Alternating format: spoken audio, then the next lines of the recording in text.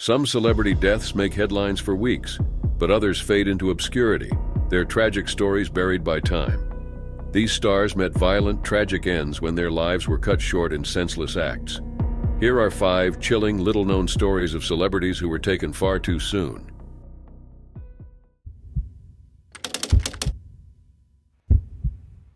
In December of 1986, a gruesome death in an affluent Los Angeles neighborhood shook Hollywood.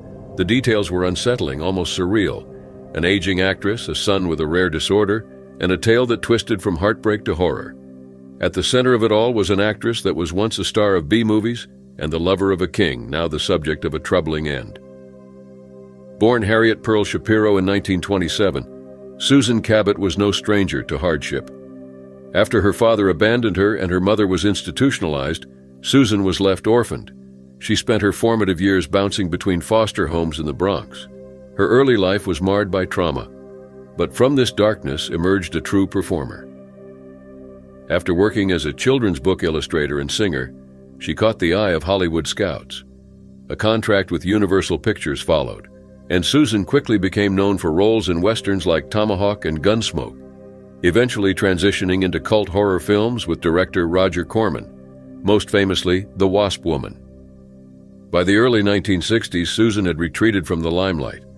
The years that followed were marked by increasing isolation.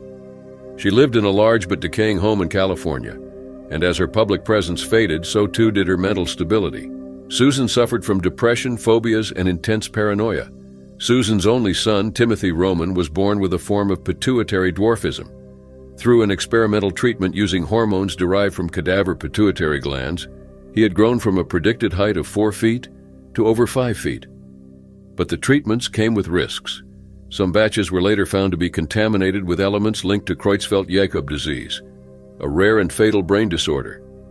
Timothy's psychological state, already fragile from years in an unstable home, became another point of concern.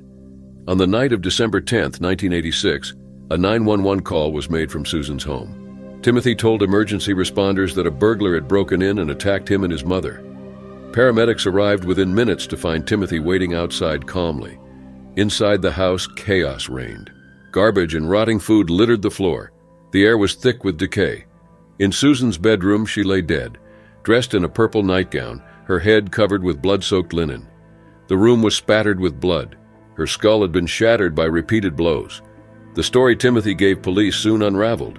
He initially claimed the attacker was a masked Latino man dressed as a ninja, but inconsistencies in his account, combined with the lack of forced entry and the discovery of a weapon hidden in his room, led to his arrest. Eventually, he admitted to the killing. He said Susan had awoken in a delusional state, screaming and attacking him with a barbell and a scalpel. Acting in fear, he overpowered her and beat her to death. The subsequent trial in 1989 gripped the public. Prosecutors initially charged Timothy with second-degree murder, but as evidence mounted of Susan's mental decline and Timothy's fragile psychological state, the charge was reduced. His defense painted him as the tragic product of an inhumane medical experiment and a deeply disturbed mother. They described a home filled with fear, delusion, and emotional instability. A pediatric report revealed that Susan's behavior had begun impacting Timothy's emotional development as early as age 11.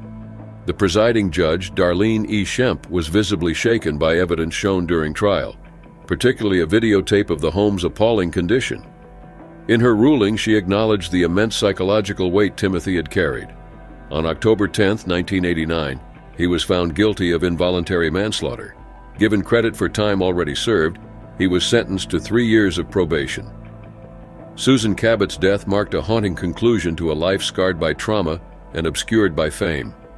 The house on Charmian Lane, once perched above Los Angeles, has since been demolished.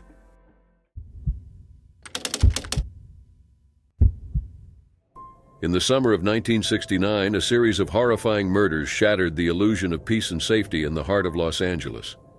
What began as a seemingly random act of violence soon revealed itself to be part of a calculated spree carried out under the influence of a charismatic and dangerous cult leader.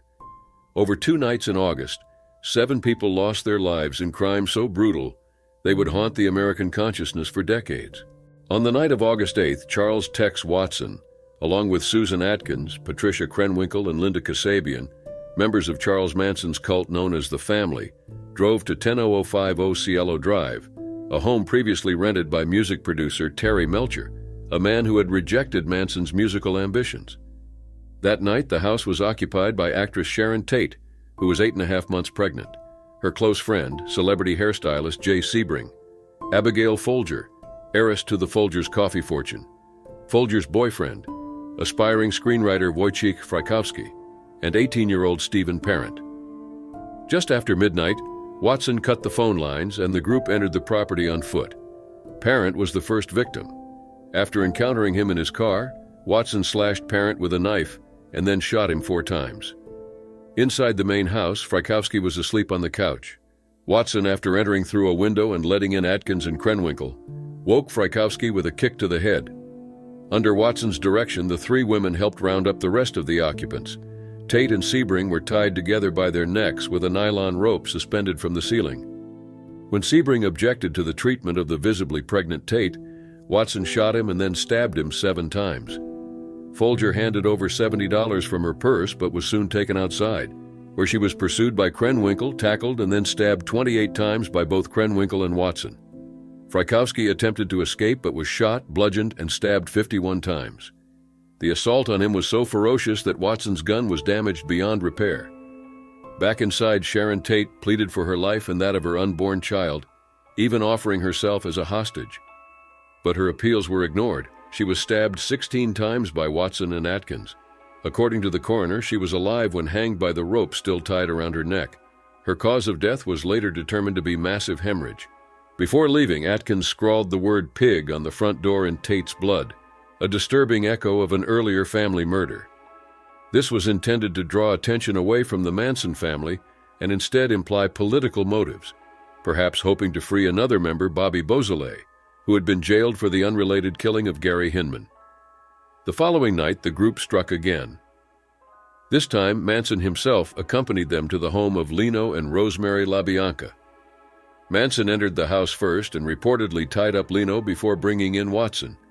Rosemary was then brought into the living room, and the couple's heads were covered with pillowcases bound by lamp cords. Manson left the house and did not participate further.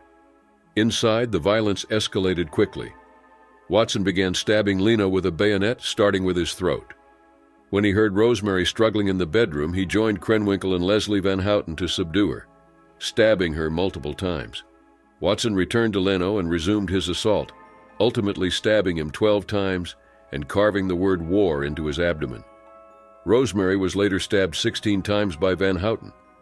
In the days following the murders, public panic surged as details of the crimes emerged. The brutality and apparent randomness defied comprehension. It wasn't long before investigators connected the slayings to the Manson family.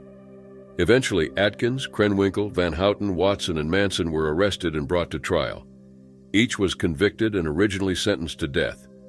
However, in 1972, the California Supreme Court ruled in People v. Anderson that the state's death penalty statute was unconstitutional. As a result, the death sentences of over 100 inmates, including the 5 convicted for the Tate LaBianca murders, were commuted to life imprisonment with the possibility of parole. The impact of the Tate LaBianca murders extended far beyond the courtroom. The killings marked the symbolic end of the 1960s, extinguishing the optimism of the counterculture movement. Their ritualistic and sadistic nature introduced a new era of fear and distrust into American society, known as the Satanic Panic. The innocence of the decade was buried alongside the victims. Sharon Tate, a young actress full of promise, was taken just weeks before giving birth. Jay Sebring, a pioneer in men's hairstyling, was murdered while trying to protect her. Abigail Folger, a well-educated heiress who had dedicated her time to social work, died on the front lawn. Wojciech Frykowski, whose dreams of screenwriting had brought him to Los Angeles, fought desperately for his life. Stephen Parent, a teenager on the cusp of adulthood, became an unsuspecting casualty. Leno and Rosemary LaBianca, ordinary citizens, were slaughtered in their own home simply to satisfy the twisted ideology of a failed musician turned cult leader. These were not just victims of murder, they were victims of madness.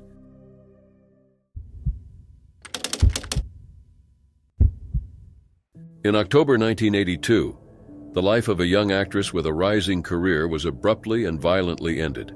The case would go on to provoke widespread public outrage, not only for the brutality of the crime but also for the outcome of the trial that followed.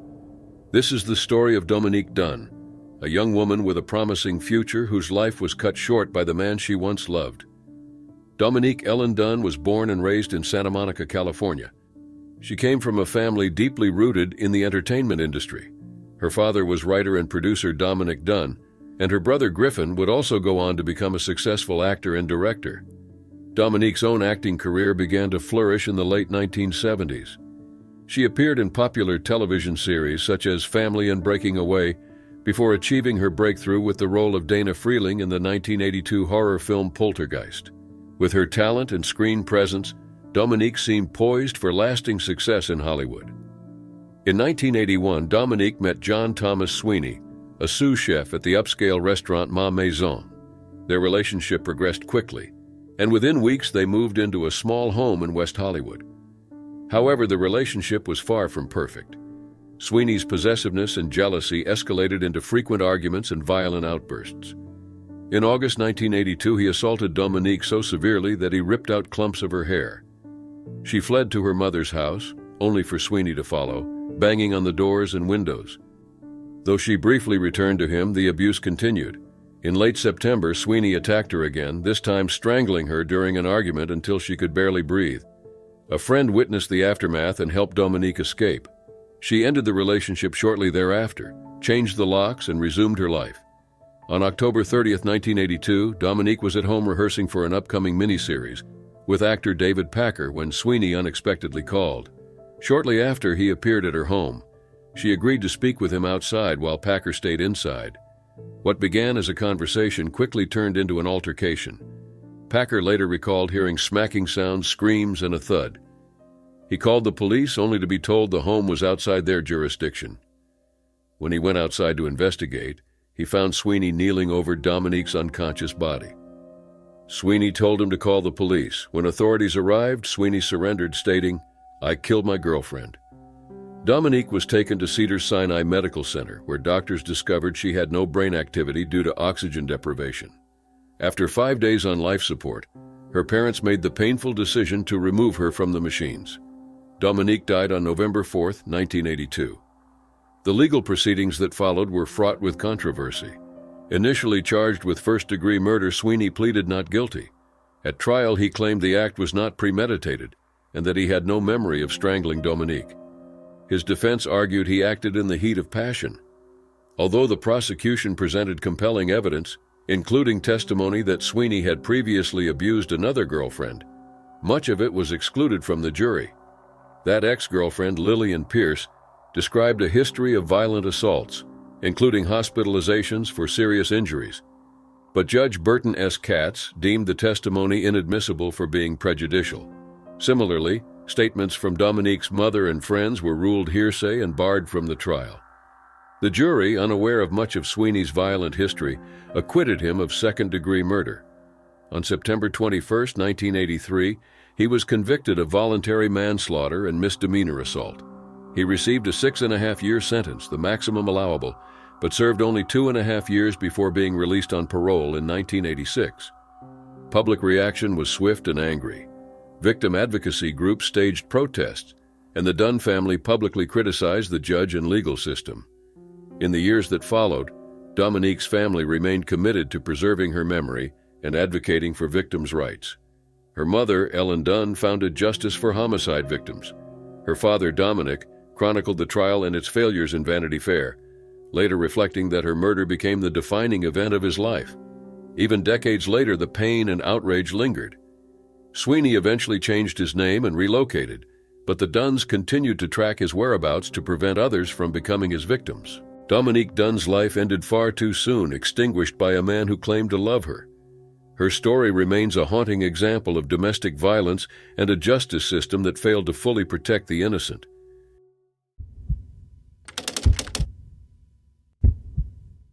In the heat of a Scottsdale summer, the shocking discovery of a battered body inside a quiet apartment complex shattered the calm. It was June 29, 1978. The man lying dead, bludgeoned and bound, was once a household name. But behind the familiar face was a web of obsession, betrayal, and unanswered questions that would haunt those closest to him and frustrate investigators for decades. Bob Crane was born Robert Edward Crane on July 13, 1928. A natural performer, he took up drumming at the age of 11 and launched his entertainment career in radio, first in New York, then in Connecticut. His charisma and quick wit propelled him to the top of Los Angeles radio, where he hosted the city's #1 morning show. Crane transitioned to acting in the early 1960s, quickly finding success. In 1965, he landed the role that would define his career, Colonel Robert Hogan in Hogan's Heroes. The sitcom, set in a German POW camp during World War II, was an unlikely hit and ran for 6 seasons, earning Crane 2 Emmy nominations. After the show ended in 1971, Crane's career stalled. A brief return to television in 1975 failed to revive his status. Crane's personal life had also become increasingly complicated. His obsession with recording his sexual encounters, often with the help of his close friend John Henry Carpenter, cast a shadow over his legacy. Carpenter, a video equipment salesman, provided Crane with tools to document his private exploits. They traveled together frequently, arranging meetings with women, some of whom later claimed they were unaware they were being filmed. In 1978, Crane was in Scottsdale, Arizona, performing in a play. On the afternoon of June 29th, after he failed to appear for a lunch meeting, co-star Victoria Ann Barry found him dead. The scene was grisly. Crane had suffered 2 deep lacerations to the left side of his head, likely caused by a blunt object believed to be a camera tripod. An electrical cord was tied around his neck. Blood covered the walls, ceiling, and pillow. The crime scene revealed no sign of forced entry or theft, suggesting the killer was someone Crane knew. Investigators focused quickly on Carpenter, who had flown to Phoenix just days before the murder. Blood smears matching Crane's blood type were found in Carpenter's rental car. Though DNA testing wasn't available at the time, the discovery was compelling. Still, without a murder weapon or definitive forensic evidence, prosecutors declined to file charges. It wasn't until 1990 that the case was reopened. Advances in DNA testing reignited interest, though results were inconclusive. A previously overlooked crime scene photograph revealed what appeared to be brain tissue in Carpenter's car. The sample itself had been lost, but the image was deemed admissible. In 1992, Carpenter was arrested and charged with Crane's murder. At trial in 1994, Crane's son, Scotty, testified that his father had been trying to end his friendship with Carpenter, calling him an unwanted presence. Prosecutors argued Carpenter, enraged by the rejection, killed Crane. The defense countered with witnesses who saw the two dining amicably the night before the murder. They also attacked the evidence as circumstantial and unreliable. The absence of a murder weapon, the degradation of key forensic materials, and the possibility of other suspects, including jealous lovers or their partners, cast reasonable doubt. Carpenter was acquitted. He maintained his innocence until his death in 1998. Years later, in 2016, final efforts to test residual DNA from the case yielded no new conclusions. The last of the physical evidence was consumed in the process, leaving no further avenues for testing. Though suspicion remains, the case remains officially unsolved. Bob Crane's death marked a grim and tragic end to a life that once symbolized charm and comedic brilliance.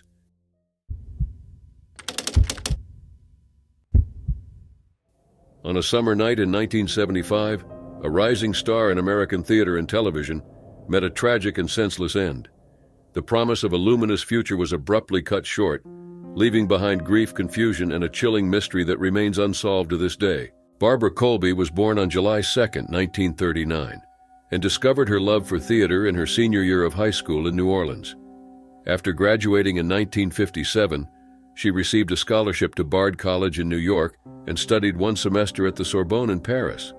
Following her studies, she returned to Manhattan, holding brief jobs as a waitress and secretary, while devoting herself fully to acting. Her stage work quickly gained attention. After a strong performance in 6 Characters in Search of an Author in 1964, Barbara made her Broadway debut the following year. She went on to appear in numerous plays, earning particular praise for her role as Portia in Julius Caesar. Barbara's charisma extended far beyond the stage. With her full-body laugh, husky voice, and radiant enthusiasm, she formed close bonds with many fellow actors.